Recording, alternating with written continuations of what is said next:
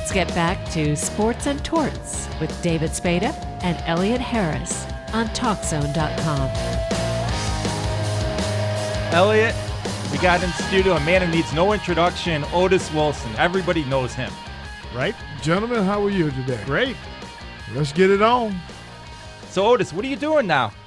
Well, oh God, what do I do? Well, let me start off with doing the football season's in play, and it's really not much of a season at this point.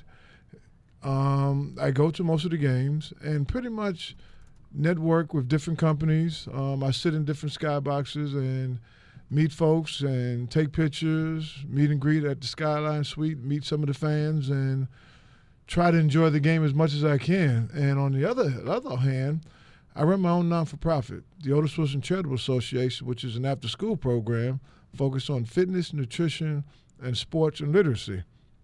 We do it through the Chicago Park District.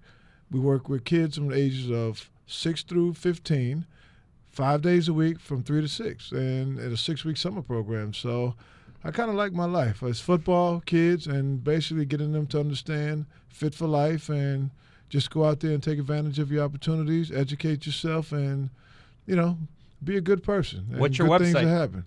It's Otis Wilson Charitable Association.org. Now, do the kids know who you are? Well, at first they didn't. Obviously, their most parents of do. them weren't even born when I was playing. So what I did was I brought in the Super Bowl Shuffle. I brought in the highlights from the 85 seed.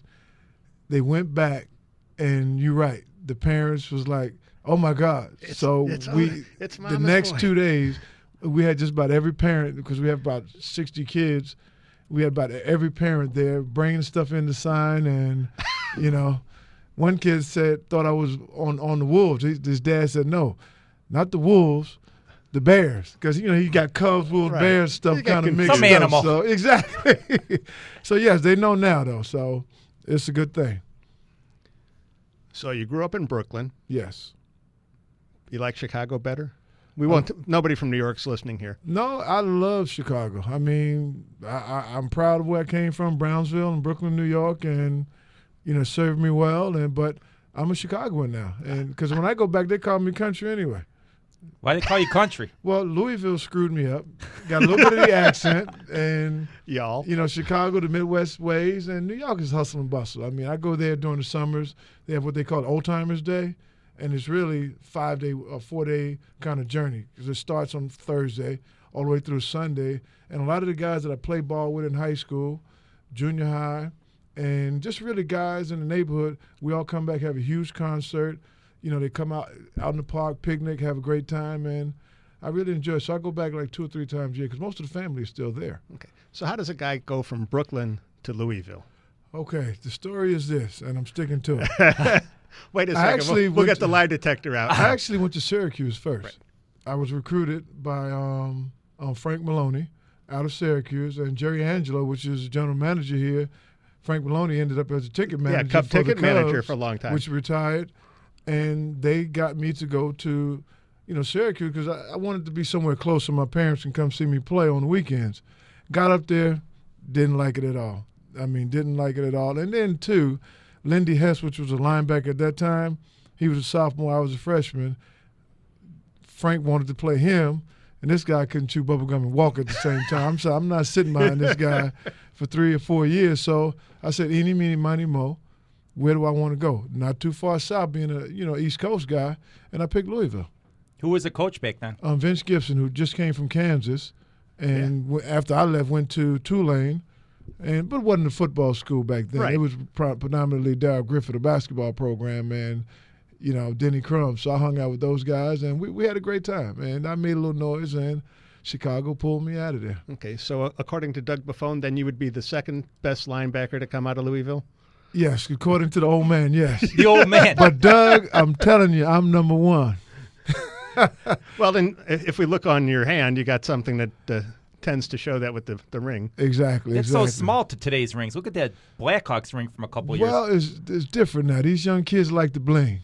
This means something. Back to them, it's just gold, diamonds, and just to have the chains and stuff on their necks. at any level, a championship is a championship. But we old school.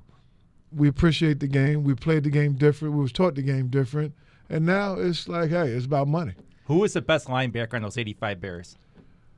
God, I mean, it's hard to say. With Wilbur, I mean, that guy was an animal. That's why we call him Pit Bull, because when he got on you, he didn't let you go. Mike Singletary was a student of the game and almost like a coach on the field. But I would say the one that'll cut your throat was me. But I heard that Singletary came out on passing downs, and they put Wilbur in the middle. No. We had three different, because we played the 46, right. We played the 4-3, and then we went into an over and under. Most of the time, Wilbur and I, we stayed in because we can run with people. So we would always put Singletary on the slowest guy and the fattest guy, and then Wilbur's always on the fastest guy. I take the next fastest, and then Mike take the leftovers. Who was the best player in the defense? We had so many. God, you go down that defensive line, you look at Hampton, you look at Richard Dent. I mean, two Hall of Famers. You look at Mike Hardenstein, and then you got Fridge coming in back in his day. Then you go down to the linebackers, me, Wilbur, and Mike. Then you go on our secondary. I mean, we had guys that were 2-3-time Pro Bowlers. I mean, we had an unbelievable team, and probably more of us will go in the Hall of Fame. Who next, I'm not really sure, but they should just put that whole defense in the Hall of Fame. It got to the point where we were tackling each other just trying to get to the ball because it was just so competitive. I mean, to say, one game, somebody would just step up to set the tone, and everybody would follow from that point on. Because, I mean, when I knocked Louis' lips out, Wilbur said, I'm going to get me somebody. Then he knocked out Ferguson. Then after the commissioner said, okay, y'all got to calm down. We're gonna start, you guys be getting fined every game. Yeah, we're going to start finding people now. So it's really hard to say who was the best. I mean, all of them were great individuals, great players, competitors, made all of us compete on every day.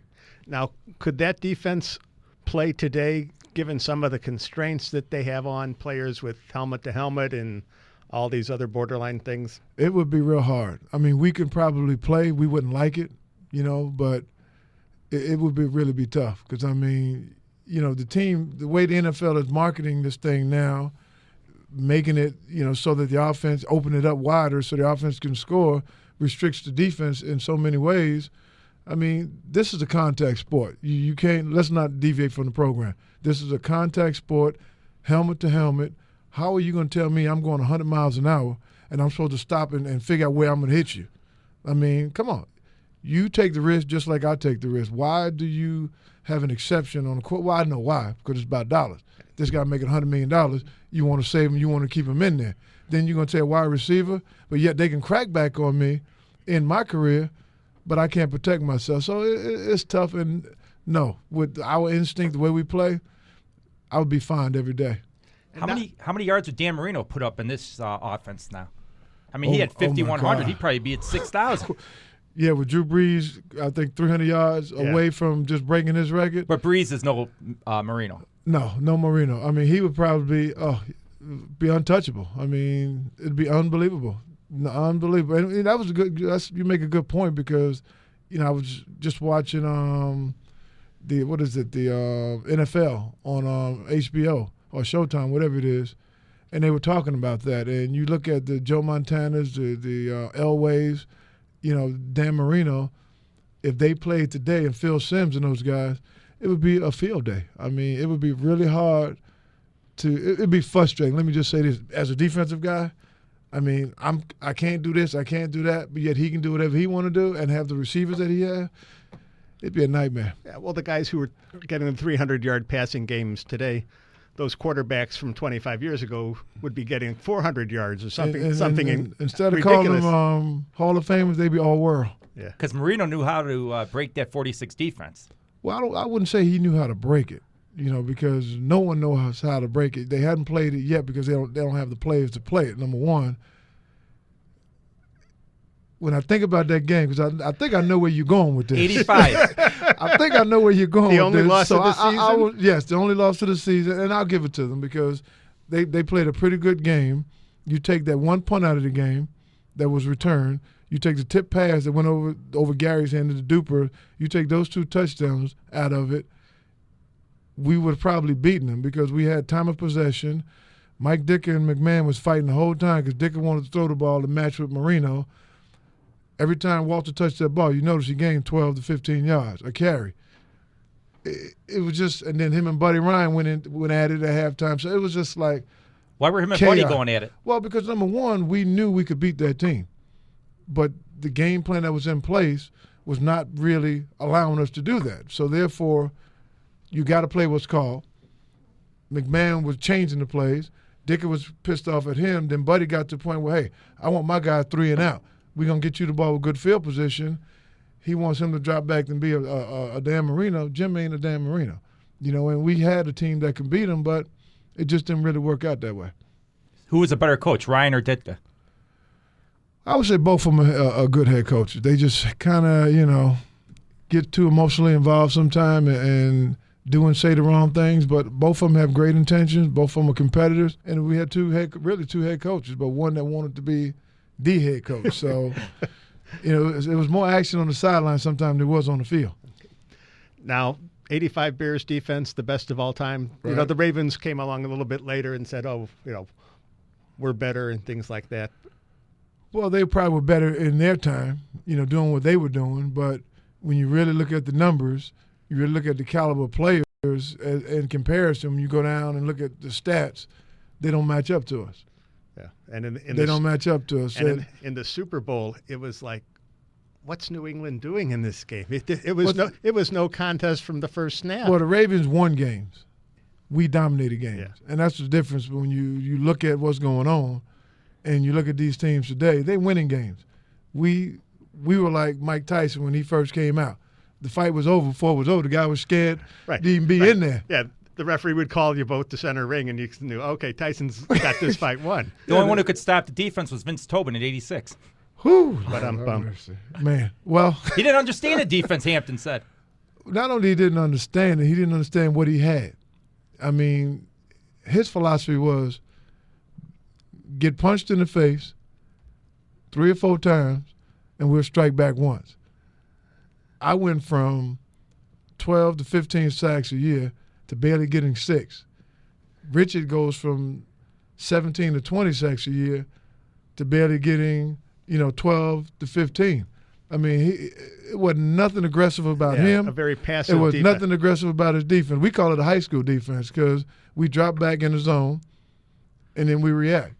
We all go get them tight into individuals. Let's line up and say, hey, this is how I was going to be all day. It wasn't that wasn't the case. So, but you have to play again what's called, and we didn't ask because their claim to fame was, well, if you look at the numbers, the Super Bowl year as opposed to the second year when he came in, well, they're pretty much comparable. Well, you have the same players, other than Willie Gault that went to L.A. after that. So we had pride. We're not going to let this thing just fall, but we had to break our damn necks just to get that. So it was pretty terrible. I couldn't wait to get out of that defense. Yeah. I mean, you looked at those 85 Bears and you said, okay, there's one Super Bowl ring. There should be 2 or 3 more to come. Well, but then I've been asked that question about the ring every time, and I'll say this, and you can go on record. I don't care what Buddy or Mike or what you say. If both of them would have been humble enough to say, okay, this is what I have. I'm gonna be there. I'm the head coach, but yet I know I need you, buddy.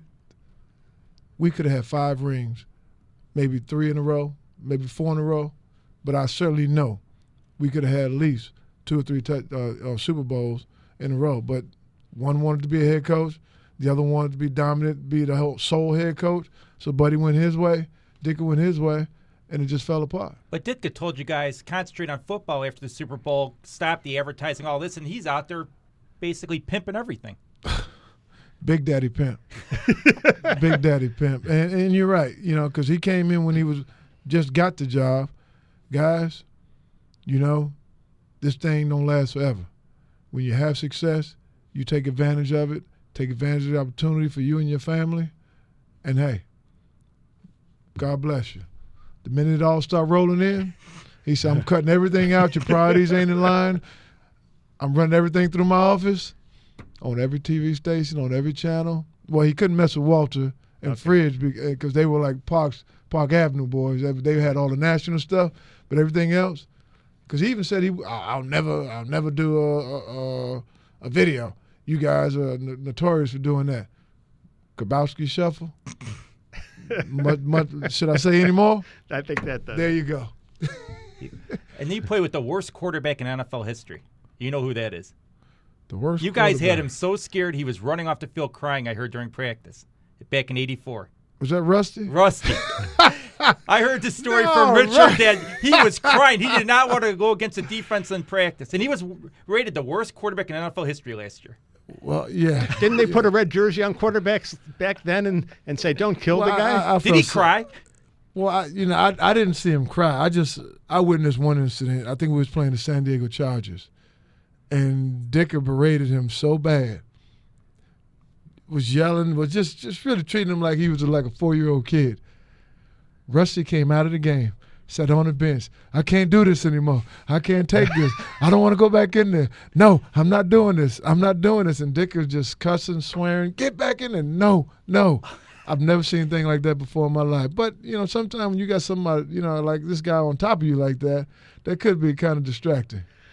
How interesting has the transition of Mike Ditka over the years from that loudmouth, in-your-face guy to the more mellow, I won't call him an elder statesman exactly, but not the same guy spitting gum at you and things like that, to a more genteel personality? Well, I haven't seen, you see him on ESPN, you hear sound bites here and there, and it sounds like he's kind of, mellowed out. As you get older, you get wiser, hopefully. And, he has said he's regretted some things that he's done. He wished he'd have done them in a different way. And all of us, I mean, when we go back over our past. But, what's done is done. And, he goes his way and the rest of the team goes their way. So he's still an icon in Chicago. They love him. I mean. But he's still using you guys. He's putting your name on his website. You guys even know you're going to be at certain places. Oh, yeah, Otis is going to be here. Jim's going to be here. Yeah, that's him. That's why we can't get any jobs. McMahon and him, did they go at it all the time? Well, I don't know if they went at it all the time because, see, we're on one side of the field and in one meeting room. They on one side and we're in another meeting room. But I imagine, because Jim is headstrong too and, a champion in his own right and has an opinion. That's one thing about with Buddy Ryan. If we had an opinion, he would listen to it, and sometimes he would let us implement it. But one thing he said, you better make it work. Because if it don't work, you'd be standing over here with me. I don't think, over on that other side of the ball, they had that kind of liberty. No, it's Peyton right, Peyton left, Peyton up the middle usually. Well, at that point, that's all we had. That's what we had Robin Earl used to host with us. Said that's what the offense was. It's Peyton. That's all you needed. Yeah, well, I mean, the great man was a great running back, but sometimes you got to be able to throw the ball. And Willie did stretch the field. Took 2 guys with him, and Dennis McKinnon, was always a clutch man, Dennis Gentry. So we had some talent. But Mike wanted to throw to the tight end. You know what he had. Who was your tight end besides Moorhead? You had Moorhead and what? Moorhead, Mitch Crink? Oh, God, what's his name? Matt Thornton. Tim Reitman. Tim Reitman, there you go. Tim Reitman, yeah. And Pat Dunsmore. He was like the third guy. His kid's playing at Northwestern now. Is that right? Yep, he was wide receiver, I think. We're getting old. And you got speak for yourself. And you got to go to a certain house this year in Washington. That was unbelievable. That was a great experience. I mean, number one, Richard, Gary, and I, we knew him personally. I should say know him personally. I know him personally. We used to work at the East Bank Club all the time together because actually Richard's locker was next to his, and so when we went there, I mean, it was just. When he walks in the room, he said, Richard, Otis, Gary, haven't seen you guys in a while. I thought that was pretty cool. I mean, number one, it's like we on personal terms, you know what I mean? And I had a great time. I said, well, I imagine you have been pretty busy dealing with the situations you have. But he was like a kid in the candy store just as we were. I mean, we had a great time. From getting feedback from other teams, it's just really a photo op. You go there, you take a picture, and they boot you right on out of there. We had 4 running the house, and we did the tour. We laid out. They had a party for us on the lawn. He sat in there with us for about a half hour, talked to everybody individually, took a bunch of pictures. We had a great time. So was he Barack Obama then, or was he Barry Obama when you first met him? He was just a humble guy, with no job because he had just lost his election to Bobby Rush. I mean, he was trying to run against Bobby and didn't know what the heck he was going to do. And, we would just say, hey, you just got to keep on plugging. You get that support. You got to raise them dollars.